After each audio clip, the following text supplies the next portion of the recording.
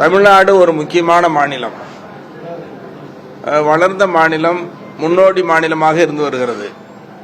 அதிலும் குறிப்பாக வேளாண்மையை முதல் தொழிலாக கொண்ட மாநிலம்.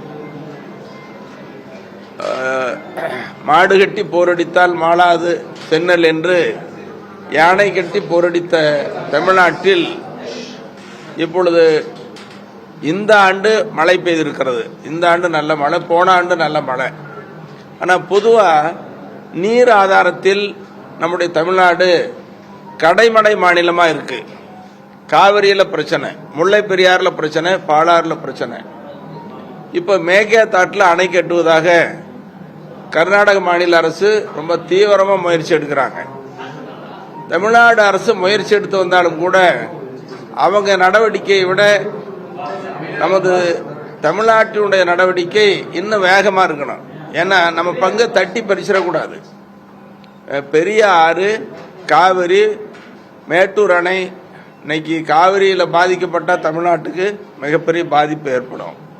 ஏறக்குறைய 22 மாவட்டங்களுக்கு குடிநீர் ஆதாரம், 12 மாவட்டங்களுக்கு பாசன ஆதாரமாக திகழ்கிறது. இதில் இப்போ மழைக்காலத்தில் இந்த ஆண்டு மட்டும் 4 முறை மேட்டூர் அணை நிரம்பி கடலுக்கு தண்ணி வீணா போயிருக்குது.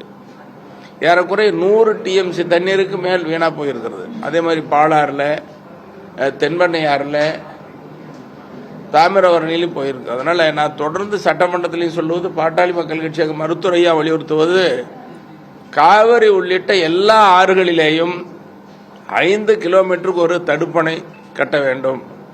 ஒரு சொட்டு தண்ணீர் கடலுக்கு வீணாக போகக்கூடாது. இதற்கு தமிழ்நாடு அரசு ஒரு பெருந்திட்டம், மாஸ்டர் பிளான் போடணும். இதுக்கு மத்திய அரசு உதவி செய்யணும். அப்போ தமிழ்நாடு முக்கிய மாநிலம், மத்திய மாநில அரசுகள் சேர்ந்து தமிழ்நாட்டினுடைய கடைமடை மாநிலமாக இருக்கிற நீர் ஆதாரத்தை பாதுகாக்க வேண்டும். இதுக்கு இன்னொரு திட்டம் காவிரி கோதாவரி இணைப்பு திட்டம். இது தமிழ்நாடு அரசு தீவிரமாக நிறைவேற்ற வேண்டும், முயற்சி எடுக்க வேண்டும். மத்திய அரசும் இதற்கு ஆதரவு அளிக்க வேண்டும் என்று நான் பாட்டாளி மக்கள் கட்சியின் சார்பில் வலியுறுத்தி கேட்டுக்கொள்கிறேன். அதே போல இப்போ தமிழ்நாடு அரசுல எல்லா துறைகளிலும் காலி பணியிடங்கள் நிறைய இருக்குது.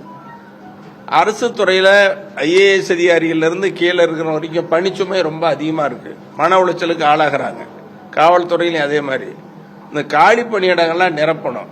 குறிப்பாக இந்த தூய்மை பணியாளர்கள், சத்துணவு அமைப்பாளர்கள், நியாய விலை கடை பணியாளர்கள், அங்கன்வாடி பணியாளர்கள் உள்ளிட்ட அந்த கடை நிலையில் இருக்கிற பணியாளர்கள்லாம் அவங்க கோரிக்கை மிக முக்கியமான கோரிக்கை. அதையெல்லாம் அரசு நிறைவேற்ற வேண்டும் என்றும் கேட்டுக்கொள்கிறேன்.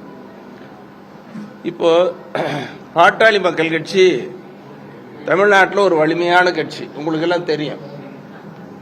எங்கள் மருத்துவரையா அவர்கள் 1980 இயக்கம் தொடங்கினார். சமூக நீதி தான் உயிர் மூச்சு கொள்கையாக கொண்டு 1980 இன்னைக்கு வரைக்கும் போராடிட்டு இருக்காரு. அவர் இந்த இயக்கத்தை சாதாரணமாக வளர்க்கல.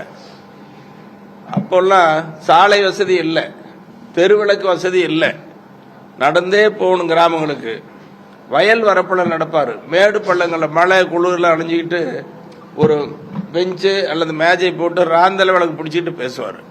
இப்படி கஷ்டப்பட்டு உழைத்து வளர்த்தது தான் பாட்டாளி மக்கள் கட்சி. அதோட தமிழ்நாட்டின் வளர்ச்சிக்கு, ஒட்டுமொத்த எல்லா தரப்பு மக்களின் மேம்பாட்டுக்கு, சமூக நீதிக்கு அவர் குரல் கொடுத்தது, போராடியது நாடு அறியும். இந்திய அளவிலையும் அது அறியும்.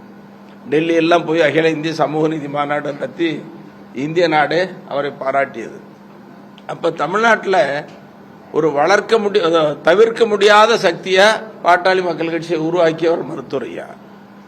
அவர் எல்லாரும் சொல்லுவாங்க, தமிழ்நாட்டுடைய மிகப்பெரிய சக்தி, தவிர்க்க முடியாத சக்தின்னு.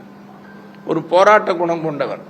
அப்படிப்பட்டவர் இன்னைக்கு தமிழ்நாட்டினுடைய வளர்ச்சிக்கு ஒவ்வொரு ஆண்டும் தொடர்ந்து, இதை பார்த்தாவே எல்லாருக்கும் தெரியும், 21 ஆண்டு காலம் பாட்டாளி மக்கள் கட்சி சார்பில் வரைவு நிழல் நிதி அறிக்கை, இதை பார்த்தாவே உங்களுக்கெல்லாம் தெரியும். உங்ககிட்ட தான் வெளியிடுவார்.